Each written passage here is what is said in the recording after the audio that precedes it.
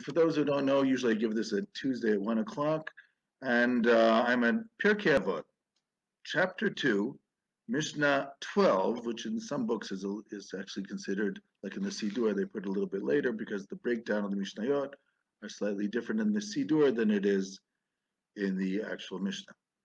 And our topic is Rabbi Yosi HaCohen. Rabbi Yosi HaCohen is one of the 5 students of Rav Yochanan ben Zakkai, who was introduced to us together with the other students already earlier in this chapter, right at the beginning in Mishnah, in the 8th Mishnah, towards the beginning. And Rabbi Yosi HaCohen is described as a chassid, a saintly person. He was also somebody who was involved in Merkava mysticism which is basically the Talmudic mysticism, if you want. They're called the Yordei Merkava, those who are looking for the mystical experiences, like the 4 who entered the Pardes. And Rabbi Yosi HaCohen is also the one who said, what is the best attribute to have? And he says, Shachin Tov, which means a good neighbor. And I explained it to mean not that you should look for a good neighbor, that's not an attribute, but that you should be a good neighbor. Now, this is interesting because if you remember, the Torah says, V'ahavta l'orecha kamocha, you should love your neighbor as yourself. So you have a neighbor, somebody else, meaning recha is actually your friend, not necessarily your neighbor, but it means to love somebody like yourself. But Rabbi Yosi is more active-oriented. He's a sort of activist in the sense that you have to be the good neighbor. You have to be the one to initiate. When there's a problem and people have a fight and nobody's willing to give in, you got to be the one to initiate if nobody's going to give in. Because you have to one who has to show the will to compromise and to do. And you have to be the Shachin Tov also, the one who is the good neighbor. You know, you always wonder, am I going to have a good neighbor? If I act like a good neighbor, chances are I could have a good neighbor too. Just like you see a reflection in the water, so too does the heart reflect the person who is talking to them. So Rabbi Yosi also says 3 things. All the 5 students say 3 things. The first one is Yihi mamon chavercha chaviv alecha keshelach, that your friends' money and possessions be cherished by you and dear to you, just like your own. Now, this is a very unusual thing to say. I'll explain why. You see, it's not mine. Why do I have to care about his possessions just like I care about my own possessions? Adam karove mamono, the Talmud says, a person's connected to their possessions because they're my livelihood. I need them in the world. They're the equipment that I use to survive, whether it's money, food, or other things of possessions that I own. But why should I care about somebody else's possessions? I'm not taking them. I'm not even coveting them. Why should I care about them? Even the Torah says you should love your neighbor as yourself, not his possessions. That's why Rabbi Yosi HaCohen is a saint. He's a chassid. He does more than the requirement of the law. So this particular statement, this 3-part statement here, is talking about things which are more than the requirement of the law. Sometimes halacha deals with issues that are more than the requirement of the law. For instance, the Talmud says that if a person wants to build a Beit Sha'ar, which means they want to have a double entrance to their house, to their home. So the Talmud says you can do that, but only one of the doors should be locked, not both of them, because if both of them were locked, you won't be able to hear the poor people who are out begging for money. Now, this is not halacha, but it is halacha in the sense that it's midat chasidut, which means sometimes the Talmud takes into account things which are more than the letter of the law, meaning in certain cases you have to be sensitive. Rav Yosi HaCohen seems to be that type of person in general. Says if you worry about your friend's possessions, then you'll understand your friend better. Then you can be a shachin tov. then you could be a good neighbor. As I said, all these statements are related to what they said at the beginning. So if you want to be a real good neighbor, then you should also be sensitive to the fact that your friend cares about his possessions the way you do. Even though that the Torah doesn't actually make us, obligate us to think that way. Rav Yosi HaCohen says it's a good idea. So if you can feel how your neighbor is attached to his possessions, and you can care about that as much as you care about your own, you'll start to understand your neighbor, and then you'll be a shachain tov. So that's a midat chasidut, an act of saintliness. Which means prepare yourself to study Torah, because it is not something which comes to you by hereditary. It's not a Yerusha. It's not something you inherited just like that. You have to work for it. You have to prepare yourself. Now, hatkein sounds like the word in Hebrew hachen, which means to prepare. But hatkein from the word tikkun. There are certain tikkunim you have to do. There's certain reparations you have to do in order to prepare yourself. And what are they? They have to do with the attributes of the heart. If you have the right attributes of the heart, then you can prepare yourself for Torah. Because even Torah is an intellectual process, it has to do with you as a person. Now, you could argue that a math teacher doesn't have to be a triangle.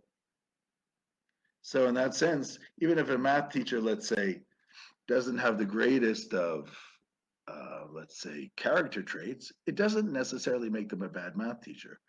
But if you don't have good character traits, you can't be a good Torah teacher. Nobody's perfect, but we have to strive towards that. So Yosi HaCohen says, Hatken atzmecha lemod Torah. Get ready, prepare yourself to study Torah. No, he says, I don't mean by studying the text before you get to the shiur. What I mean is prepare yourself mentally, emotionally, and ethically to study Torah. Because it's not something that you inherit just like that. And you might miss it. He's not being an elitist. He's being a pragmatist from the sense of somebody who understands what Torah is about and what the secrets of Torah are about. You know, in the Talmud, I think it was Rav Yehuda Ashkenazi, Manoach, who said that in the Talmud, a scholar is called a Chaver. And it says also in the Talmud that Chaver eino chashud al masrot, that a Chaver, a scholar, we don't have to suspect that maybe he did not give the tithes to the Levi, to the poor person. A Chaver always gives the tithes. You don't even have to suspect that maybe he forgot. Why is that? Because a Chaver, a Torah scholar, is somebody who's sensitive to the other. That's what a true Torah scholar is. They're ethically oriented. And therefore, for sure, if they have to give money to a poor person or food to a poor person, they already took care of it. They don't put it off. That's not the type of debt they're going to put off for a moment. They might not put off any debt, actually. So, but definitely not for a poor person. So, Torah. Prepare yourself ethically to study Torah. And then, of course, you also have to understand what it says. And all your deeds should be for the sake of heaven. This is also very difficult. All these three things are not the minimal level, they're one step above. There's a saintly level. That's Rabbi Yosi HaCohen. All your actions should be for the sake of heaven. Now, of course, we want to strive that all our actions be for the sake of heaven, but everything in my life for the sake of heaven, that's really difficult. I can barely daven all my davening with kavanah. You want everything I do in my life for the sake of heaven? Difficult, but yes, that is the goal. And Rabbi Yosi HaCohen says, strive for that goal. Because Rabbi Yosi HaCohen sees the goal, he raises the bar a little bit higher. That's what midat chasidut is, to raise the bar a little bit higher.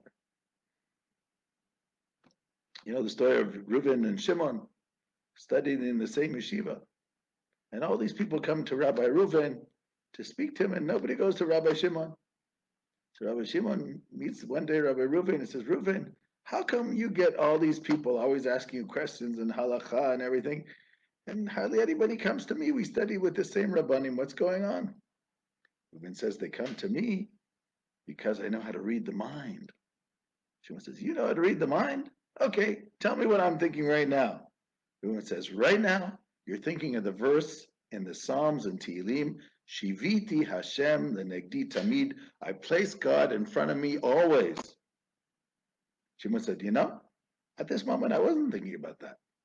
Reuven says, that's why they come to me and not to you. So, what Rabbi Yosi HaCohen is doing here is he's giving us three ideas about life. And by the way, they're in three different categories. Category number one is towards the other. Category number two is towards you. Category number three is towards God. And what are they? In the relation, and all of them are midat chasidut. All of them are doing a little bit more than the obligation. Not only should you love your friend as your neighbor as yourself, but you should value his possessions the way you value your own. Then you can really be sensitive towards him, even though that's not the Torah obligation. It's more than. But he's giving you a suggestion. So that's between you and your friend. Between you and yourself, that's the study of Torah. If you really want to build yourself up, first build up your attributes as an ethical person, then Torah will make you flower and blossom. But you have to prepare yourself first. And your actions should all be l'shem shamayim. In other words, in your relationship to God, everything you do in your life should be for the sake of heaven. It's not easy. He's not saying easy. He's raising the bar very high. But he's saying if you strive for it, it'll push you in the right direction. And you know, if you want to pass a test, if you aim for 100, you're going to pass the test. If you aim for 70, it might not. So if you want to do your best in this world with flying colors, you should know how high the bar can go. And then work according to your pace. But Rav Yosi HaCohen is going to set the bar. That's what he wants to do. And that's basically his idea here in this Mishnah in Pirkei Avot. And this was the idea I wanted to give today. So I wish everybody, now that we've passed Tisha B'Av and enter the second half of the day of Av, we now think futuristically, the better times, and we wish the comfort of Jerusalem and peace upon Yerushalayim and the world. Shalom, shalom.